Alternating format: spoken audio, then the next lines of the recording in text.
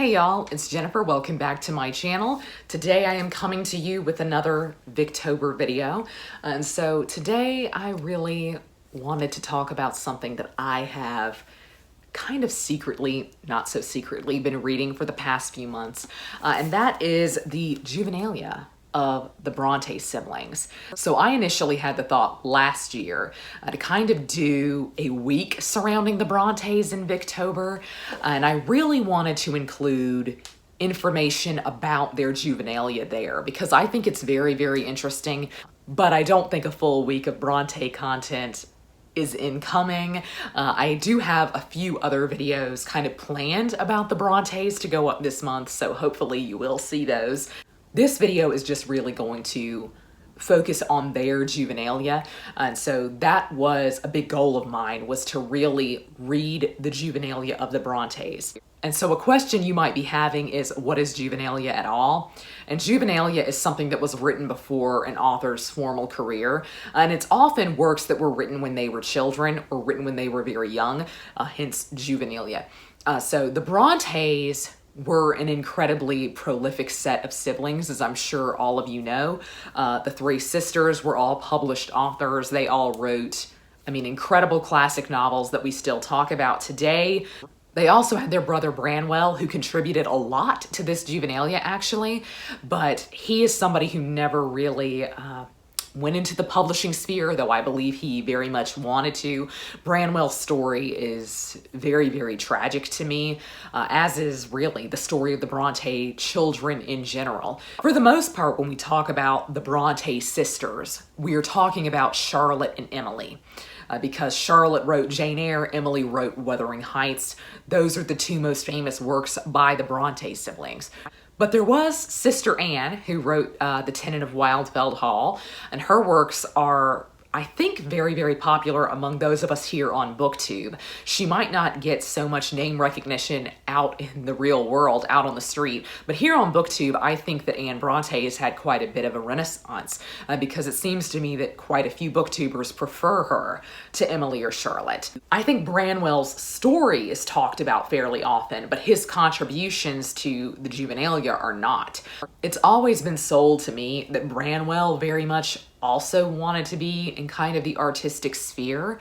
So he also wanted to be an artist. He wanted to write, and it just didn't really work out very well for him. He was a pretty great painter because the most famous portrait of the Bronte sisters actually originally had him in it. And he painted himself out of the portrait, which is kind of sad to me.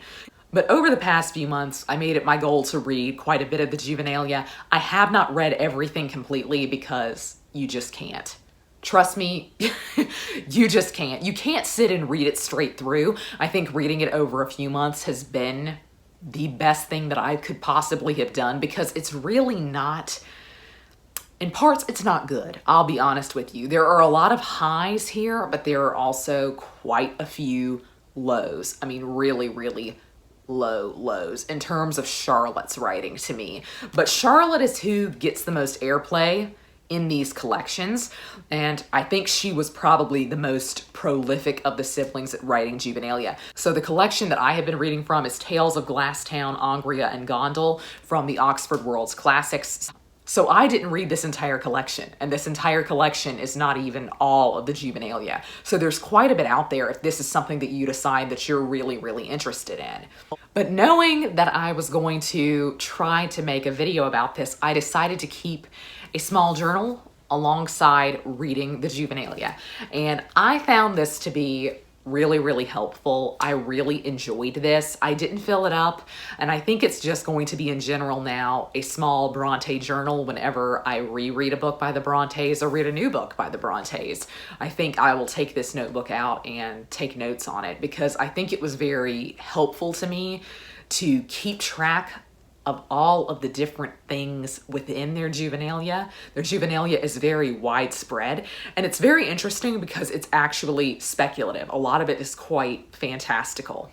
So this essentially started for the Bronte siblings in the 1820s when Branwell was gifted a set of toy soldiers from their father. And so all of the siblings took a soldier and named it. and they essentially started crafting stories around these characters that they created, the toy soldiers. He was given the toy soldiers in June 1826, and all of their characters are really interesting. They chose historical figures to be the characters that they named these toy soldiers. So Charlotte named hers after Wellington, who was her hero. Of course, Branwell went for Napoleon, a man after my own heart.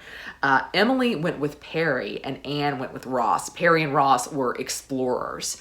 And I wrote here in my notebook that I thought it was interesting that Charlotte went for Wellington. Charlotte was the oldest sibling, and so I think it's interesting that she went for the real true leader of the group. She went with probably the most famous kind of leader of their time period.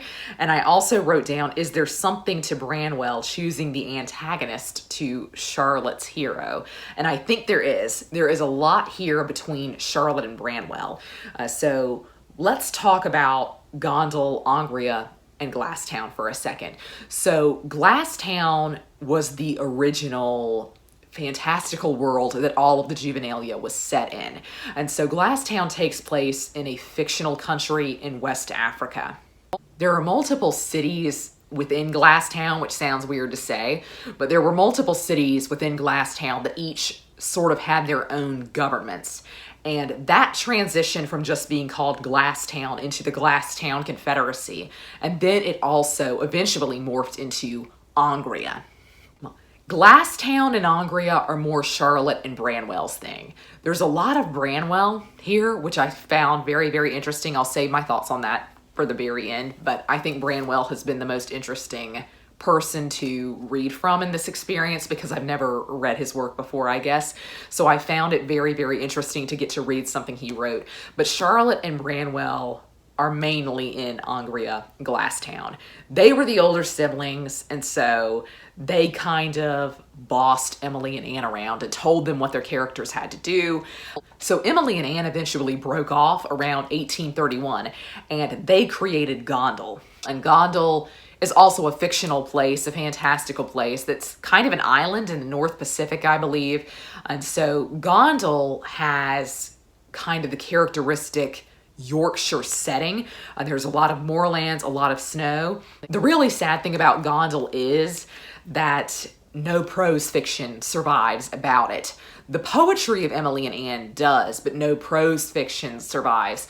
There could be a lot of different reasons for this, but Emily was apparently a pretty severe editor, and so she was constantly getting rid of old drafts to things, and so potentially maybe Emily got rid of something that we would have wanted saved when she got older. But the poetry is super beautiful. In fact, I really prefer the poetry to the prose that I read in this collection. So here's actually an example, not this is me. This is an example of Emily's writing. So this is Emily writing a poem that is set in Gondel. That is the first page of the Gondel Poems notebook. So that is really interesting. That's held at the British Library if you would like to go see it. I think that would be really, really amazing.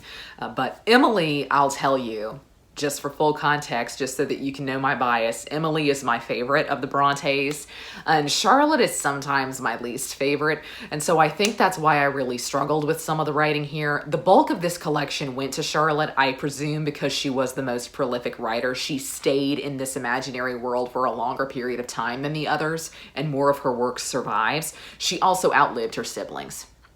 So that's something we have to take into context, is that she did outlive Emily and Anne Branwell, and she likely edited some of these works. The introduction kind of leads us to believe that she likely did edit some of their writings and edit some of her own writings to sound better, which I think is really fascinating. That is a fascinating aspect to Charlotte's character, in my opinion, is just how concerned she was with how people viewed her siblings, how people viewed her family, how people viewed her and her writing. But let's just go through the siblings one by one. So the prose writings of Glasstown were originally written to be put into kind of fictional magazines. I love this so much.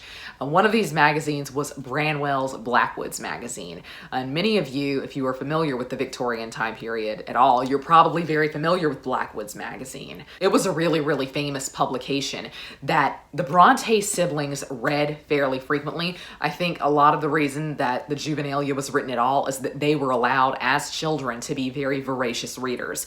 Patrick Bronte, their father, essentially allowed them to read whatever they wanted. And so a lot of these writings kind of bear resemblance to others or bear resemblance to current events. So they often set up kind of a Blackwell's magazine type. Charlotte eventually morphed Branwell's Blackwoods magazine into the Young Men's magazine, where you kind of got updates on what was going on in Glasstown and Angria, and that's just fascinating to me. I just think it is genuinely fascinating how they set up their writing. Here's a little clip of Charlotte's writing, which is really fascinating. This is from the Young Men's magazine for 1830. So this up here is actually written by Charlotte, and this was apparently written by Branwell. So as I stated, most of this book is Charlotte's book because Charlotte has a lot of longer form prose works in here. She actually has a novella included in here that I just couldn't read. It's very interesting that there have been highs and lows with everyone when I've been reading this Juvenilia, but in particular with Charlotte. There have been so many highs that you think it's impossible to believe that she was a child when she wrote this, that she was as young as she was when she wrote some of this. Then there are other things that are almost completely unreadable. And they're both written by her, some of them that are unreadable, written by her at an older age. I really struggled with the novella, and I'm gonna look up what it was called because maybe some of you may like it, but I really, really struggled with it and I did not finish it. Caroline Vernon. There were shades in Caroline Vernon of the greatness that is to come from Charlotte Bronte, definitely, but it was just very, very hard to read for me. But some of her Juvenilia was very, very good. And there was a lot of it that I will say was difficult to read from a modern day perspective. So much of the Juvenilia of the Brontes is influenced by what was going on currently at the time of their writing this. So quite a bit of this you might can assume with me telling you that Glasstown is set in West Africa. There is a very big colonial theme to a lot of this writing, and it's very, very uncomfortable to read because she will literally reference her character based on those toy soldiers that Branwell received. She will literally reference the characters pulling up on the beach, meeting the people who live there and saying, this land belongs to England now, get out, killing people, basically clearing the land of the natives. And it's very, very, very colonial and very upsetting to read because it's actually very gruesome. There are a lot of very early Gothic shades to Charlotte's writing in particular here. I think you can definitely see how Jane Eyre is born. Jane Eyre deals with a lot of these themes in a more complex way. And I think that the Juvenilia, we have to remember they were very, very young when they wrote. And so maybe they didn't deal with these themes in the way that we want them to. Maybe they didn't interrogate these themes in the way that we would like. But I do think that Emily and Charlotte, anyway, grew as writers to a point where they really had a conversation about these issues in their later writings, because I think Jane Eyre in particular really examines some of these themes through a very interesting lens. But I do think it is shocking to see them grappling with issues and topics like this as very young writers. This is very, very prevalent in Charlotte and Branwell's passages in particular. Charlotte had this to say about Napoleon in her two romantic tales. So this was very, very early on in the Juvenilia. A prince will arise who shall be as a thorn in the side of England and the desolator of Europe. Terrible shall be the struggle between that chieftain and you. That will last many years, and the conqueror shall gain eternal honor and glory. So likewise shall the vanquished, and though he shall die in exile, his name shall never be remembered by his countrymen but with feelings of enthusiasm. The renown of the victor shall reach to the ends of the earth. Kings and emperors shall honor him, and Europe shall rejoice in its deliverer. Though in his lifetime fools will envy him, he shall overcome. At his death, renown shall cover him, and his name shall be everlasting. So there's a lot of talking up of Wellington there as well, which I think is a lot of Charlotte talking up herself. There was apparently quite a bit of aggression between Branwell and Charlotte over writing the Juvenilia, over being in charge of the magazine, the publication updating about what was going on in Glasstown. And this is particularly prevalent after they essentially push Emily and Anne out of this game, and Emily and Anne take refuge in their own New World Gondel. The strongest piece of prose writing in this collection by Charlotte is her last piece on Angria, which is called The Farewell to Angria, when she essentially decides that it's time to move on from Glasstown and Angria in totality. I have now written a great many books, and for a long time I have dwelt on the same characters and scenes and subjects. I have shown my landscapes in every variety of shade and light which morning, noon, and evening, the rising, the meridian, and the setting sun can bestow upon them. Sometimes I have filled the air with the whitened tempest of winter. Snow has embossed the dark arms of the beech and oak, and filled with drifts the parks of the lowlands, or the mountain pass of wilder districts. Again, the same mansion with its woods, the same moor with its glens, has been softly colored with the tints of moonlight in summer, and in the warmest June night the trees have clustered their full-plumed heads over glades flushed with flowers. So it is with persons. My readers have been habituated to one set of features, which they have seen now in profile, now in full face, now in outline, and again in finished painting, varied but by the change of feeling or temper or age, lit with love, flushed with passion, shaded with grief, kindled with ecstasy, in meditation and mirth, in sorrow and scorn and rapture, with the round outline of childhood, the beauty and fullness of youth, the strength of manhood, and the furrow of thoughtful decline. But we must change, for the eye is tired of the picture so oft recurring, and now so familiar. Yet do not urge me too fast, reader. It is no easy thing to dismiss from my imagination the images which have filled it so long. They were my friends and my intimate acquaintance, and I could with little labor describe to you the faces, the voices, the actions of those who peopled my thoughts by day, and not seldom stole strangely even into my dreams by night. When I depart from these, I feel almost as if I stood on the threshold of a home and were bidding farewell to its inmates. When I but strive to conjure up new inmates, I feel as if I had gotten to a distant country where every face was unknown, and the character of all the population an enigma which it would take much study to comprehend and much talent to expound. Still I long to quit for a while that burning clime where we have sojourned too long. Its skies flame, the glow of sunset is always upon it. The mind would cease from excitement and turn now to a cooler region, where the dawn breaks gray and sober, and the coming day, for a time at least, is subdued in clouds. I thought that was a really beautiful tribute to the Juvenilia as a whole, and Angria specifically to Charlotte, because she is writing this farewell after she's published other things. And so what I think is really interesting about the Juvenilia is that it was something that was a part of their lives far longer than any of the published novels we have, probably. So these are worlds that they played around in for literal years, and they kept the same characters, interestingly enough. The sad thing is that I don't really think the characters come through very strongly in many of these tales. Occasionally they do, but there is enough difference between how they act in certain prose tales versus others that it feels very difficult to get a handle on a specific character.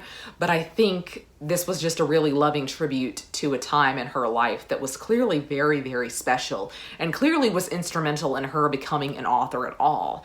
But I think it's interesting to think about the fact that Wellington probably lived in her imagination and was active in her imagination for a much longer time than somebody like Jane Eyre or Rochester was.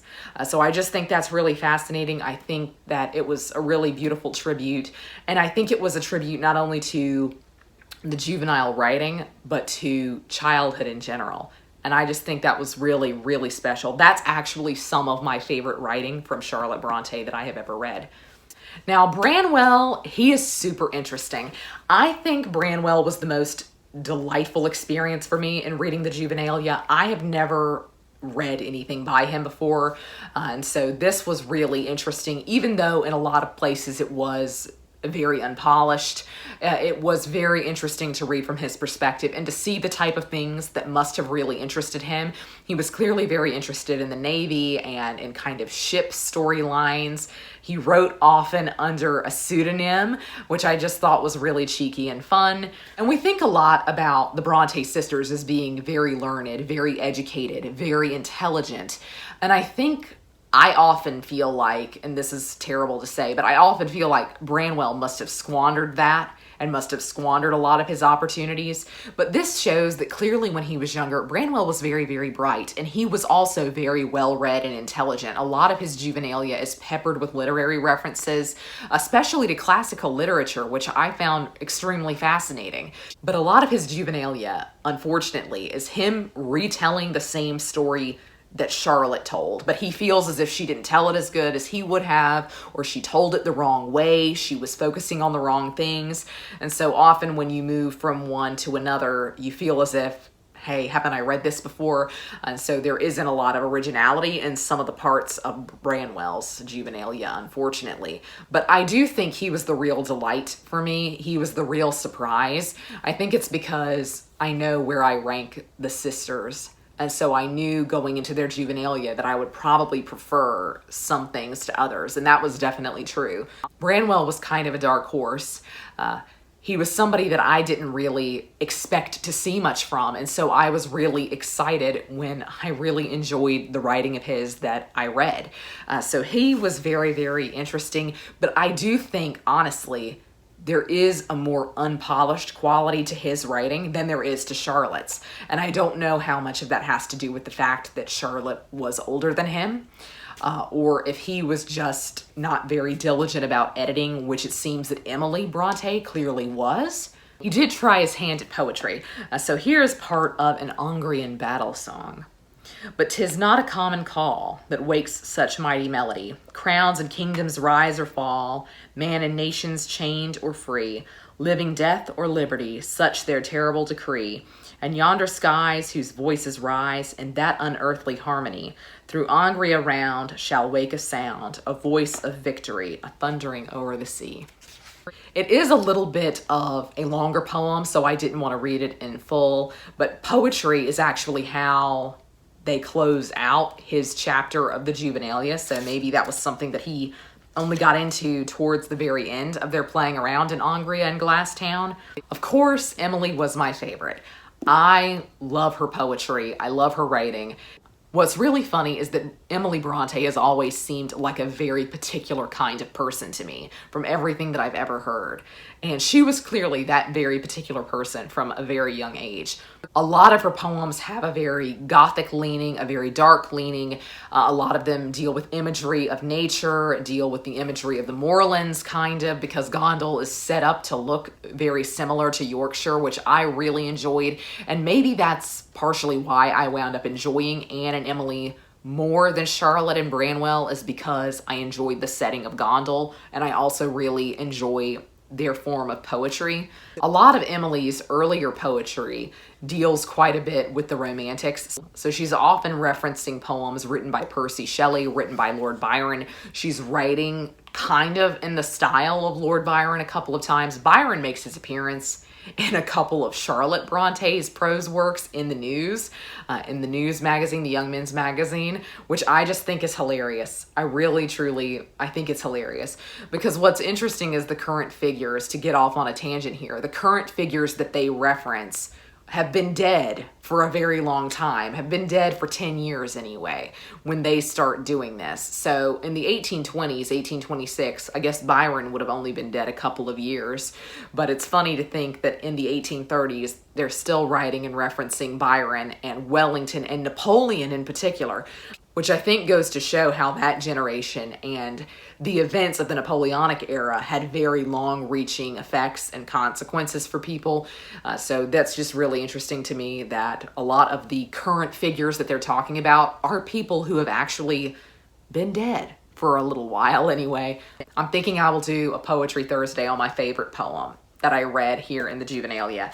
So I will save that for then. But just know, It's a real delight to read Emily's poetry. I'm not the first person to say that, and there's a lot in here in the Juvenilia that is often included in other Emily Bronte poetry collections. So you may very well be familiar with the majority of the poetry that is included in an edition like this.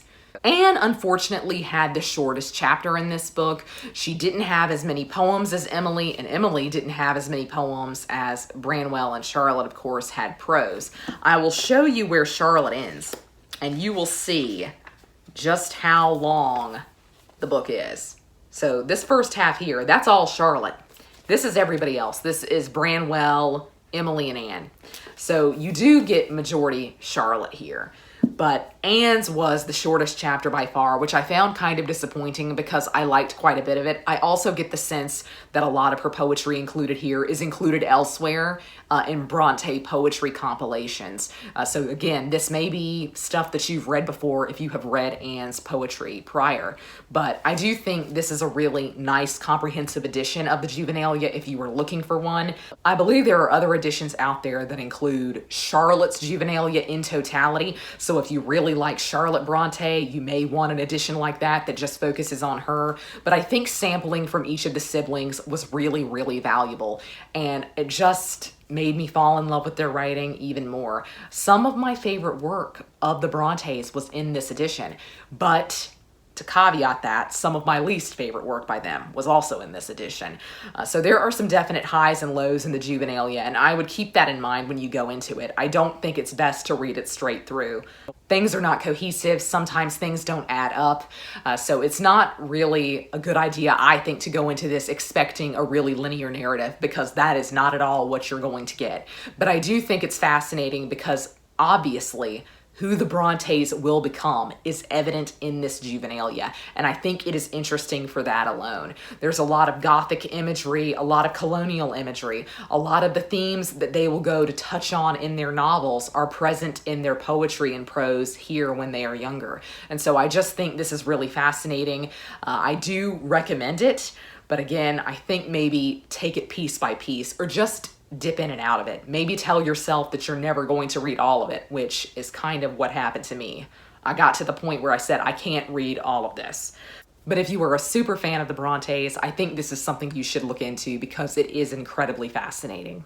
I would love to know down below if you have read the Juvenilia of the Brontes, if you have any favorite poetry by the Brontes, and what your favorite work by the Brontes is. And also, just to get off on this tangent, tell me what you think about Branwell down in the comments, because my opinion on him has changed somewhat in recent years anyway, but reading his Juvenilia has, I think, really changed my mind about some things that I've always thought about him.